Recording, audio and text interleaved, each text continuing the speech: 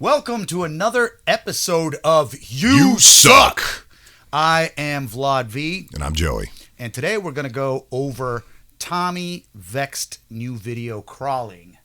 Now, do you know anything about Tommy Vext? A little bit. Seems like a really cool guy. I agree with a lot of what he has to say. A lot of face tattoos. Yeah. And he's I'm not doing that. He's an avid weightlifter. Like not he doesn't just dabble in it. Like dude does it, and it's impressive that he can maintain that physique. Well, the work ethic, and getting in the gym all the time and maintaining that level of muscle, being on, on the road, and you'll have to tell me. I just do it. I just get it done. You know what I mean? Just getting it done. Meticulous working out all the time is on. You got to be on top of it. You know what I mean? Then you get to look like me. Catch up, bro. You're gonna have to tell me what you do so I can avoid it. Anyway, let's get to the song. My experience with Tommy Vext, real quick, is that he's really fucking cool. He did a song that I absolutely loved with Bad Wolves, and it was called "Learn to Live."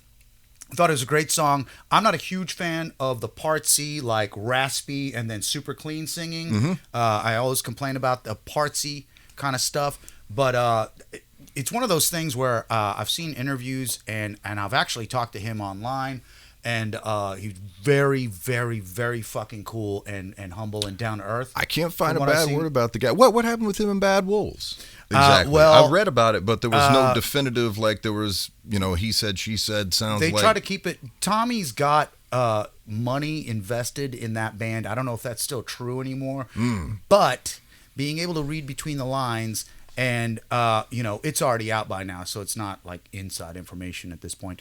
But basically, his bandmates were a bunch of commie losers, and he has a deep appreciation for the Constitution and loves America. So that was a problem. So that wasn't going to work. A problem. So that they just couldn't reconcile it. Yeah. You know what I mean? And unfortunately, the vast majority of the record industry is a bunch of people that don't have any touch with reality. So that seems to be the norms. Guys like Tommy, who are actually really cerebral, like he reads, he's an intelligent, very articulate dude. He's not going to be very appreciated. Just like you and I aren't very appreciated in the music world because it's surrounded by idealists. Is that why nobody comes to our shows? Well, yes, that's why. So without further ado, let's go ahead and check out Tommy Vext brand new video, Crawling. Oh, I really hope I like this. Me too. Before I even start. Chester Bennington. Okay. So all right, so this is a cover, maybe? Let's see. I don't know. We'll find out.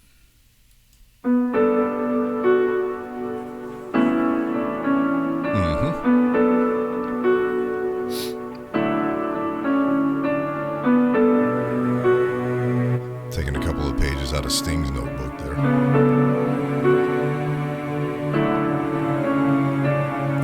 There's something inside me that pulls beneath the surface, consuming, confusing. This lack of self-control I fear is never ending, controlling.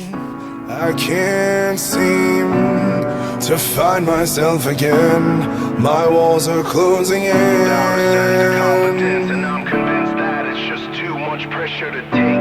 And I felt this way before, so insecure. Crawling in my skin. These wounds, they will not heal. Fear is how I fall, confusing what is real.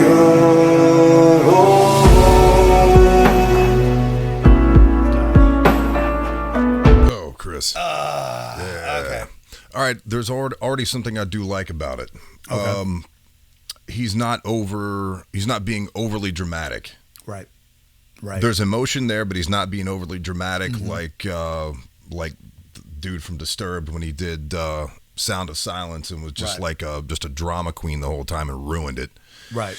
A lot of he doesn't usually have a lot of affectation to his voice. Yeah. You know what I mean? Yeah. He's just singing Yeah, I can appreciate that. You can feel sorrow in there, but he's not trying to oversell it. He's just letting the real emotion come out. So I appreciate that. What I'm having a hard time with is that he's tapping into a lot of like instant pain. Chris Cornell, one of my biggest idols. Same. Huge vocal influence on me. Chester Bennington, not such a huge vocal influence, but I really appreciated. I really liked Hybrid Theory. I didn't really care for much of the other stuff that they did. Linkin Park did, but the guys from STP, he played with them in Army. Was it? No, that was Rich that did Army. Yeah, they just did STP stuff, right? Yeah. But he played with STP. A lot of people don't know that, and he's got like 6 kids or had 6 kids.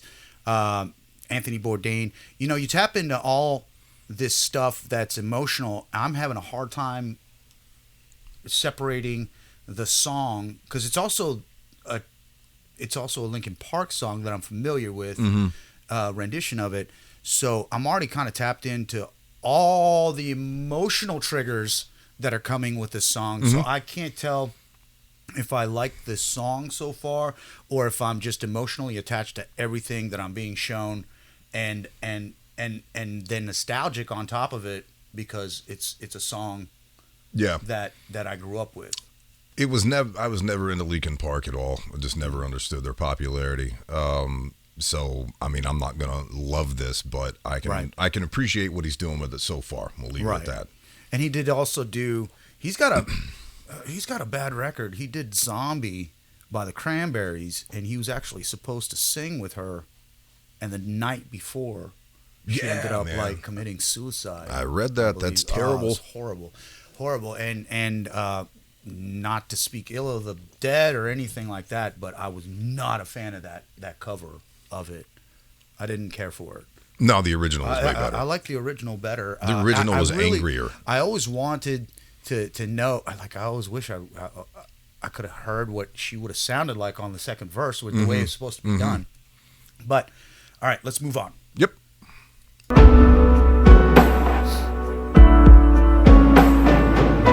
Discomfort endlessly has pulled itself upon me. Is that her? I think that was her. I missed it. Reacting against my will, I stand beside my own reflection. It's haunting how I can't seem to find myself again. My walls are closing in. Confidence, and I'm convinced that it's just too much pressure to take. Yeah, I felt this way before. I still had to do the telephone thing with that the rap part, like the telephone effect. Crawling in my skin. These wounds they will. They needed some real drums to come in there. Yeah. Bring up the dynamics. This is going nowhere. Maybe that'll happen. Yeah, dynamically, it's kind of monotonous already. I can see this being great on a soundtrack or something like that, or an unintrusive background. Like on a mellow playlist. I would, I wouldn't kick this song out of bed. I feel like some real drums needed to come in right there. Because that was the second chorus, right? But by now, yes. Okay, real drums, sing up an octave because I know he can do it. The guy, he's a good singer, right? Yeah, he could do that. He could easily have gone up an octave. He could do that all day and really delivered. He can do that all day, and he could have. And with 3 choruses, you can do like the low one, start low, and then go like a mid, and then crescendo on the third one. Yeah. The last one. So maybe they'll go somewhere else with it. Let's see. Maybe. And that was that one. Oh, I can't think of his name, and people are gonna hate me in the comments. But the guy that you were looking at kind of looked like Flea. That guy is a DJ, and he died because he was exposing child trafficking. Oh yeah. I remember the story. I can't remember his name. A lot of these people were suicided. Confusing what is real.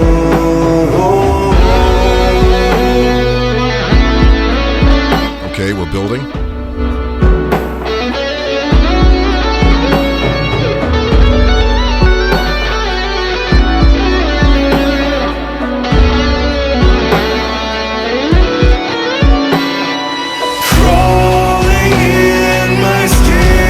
Okay. There you go. They will not heal. Fear is how I fall, confusing what is real, crawling in my skin. These wounds, they will not heal.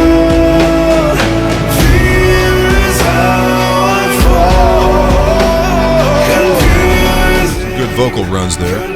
Yeah. What is real?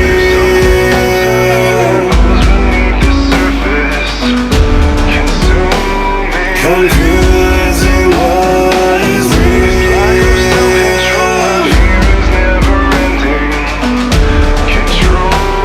confusing what is.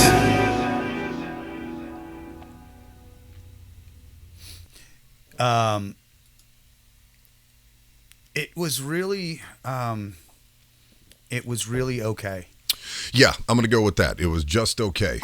Touching tribute, but Yeah. dynamically the song went nowhere. It definitely tapped into my emotions, and that's good.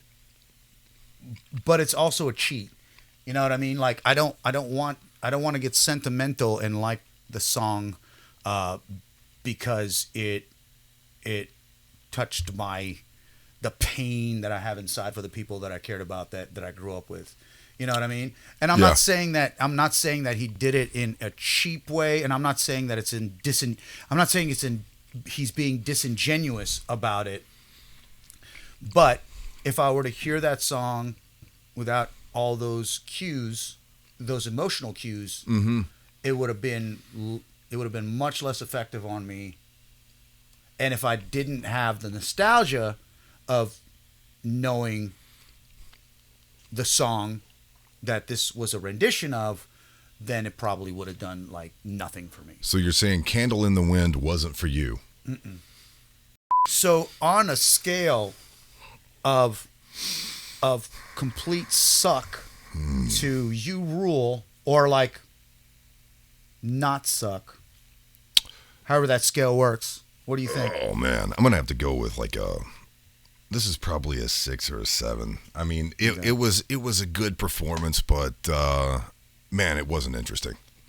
Yeah, I'm with you. I think, and God bless all those people that passed. I mean, absolutely. seriously, but yeah, we're talking about the song, not them. So, and I really wish I could remember that one guy's name because he was pretty cool. Actually, you'll remember that before Candle. I'll remember it as soon as I edit this video.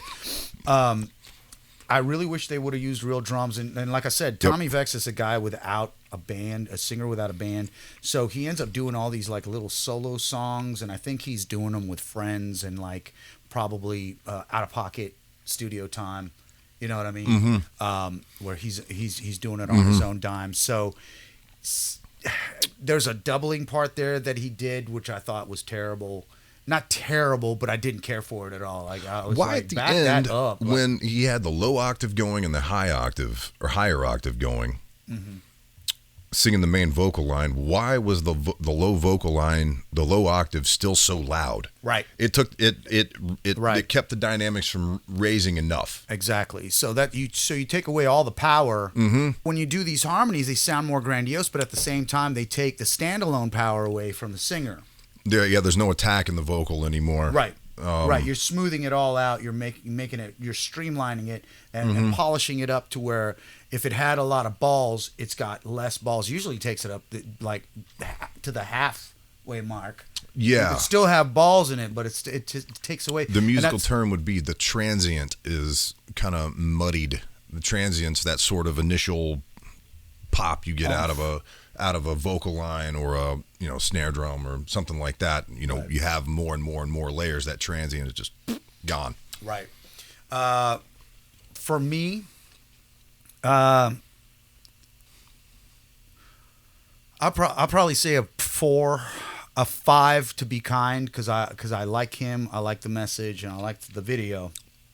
But on the reverse scale, would that be a 6 or a 5? Since we're going like 10 sucks is like a shitty song. Right. 0 sucks is like fucking right is a secret you rule. Yeah. I'm gonna keep it in. I'm gonna say 5. Okay, yeah. But I'm being kind. Like that's a like if this guy was an asshole, it'd be like 10 sucks. Right, it'd be like fuck you. Yeah, Well, right. your song Okay. sucks, but, Yep. All right. So I'm not trying to good hate. with that. I'm not trying to Nope. hate on it. I'm not trying to. But I really feel dynamically, like you said, I really wish they would have used real drums. I really wish the mix would have been better. I really wish the vocals would have been more dynamic, and it could have been stronger. I would agree with that. What All do you right. think? If you guys got any comments as far as songs you'd like to see us go over, please feel free to say so. And you can get one of these amazing black T-shirts. Why don't you call me next time? Next time, let me know. I can't believe we wore the same dress. We'll see you guys next time.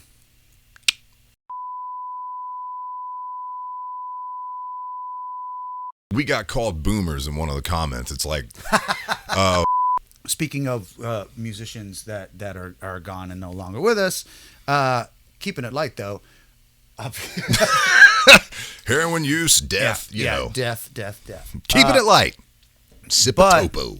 We're fucking Xers, man. We're not fucking boomers. Vegan pussies use the term boomer. What the fuck was that? I don't know. Oh, I'll have to cut that out of the video. But leave it in, warts and all, baby.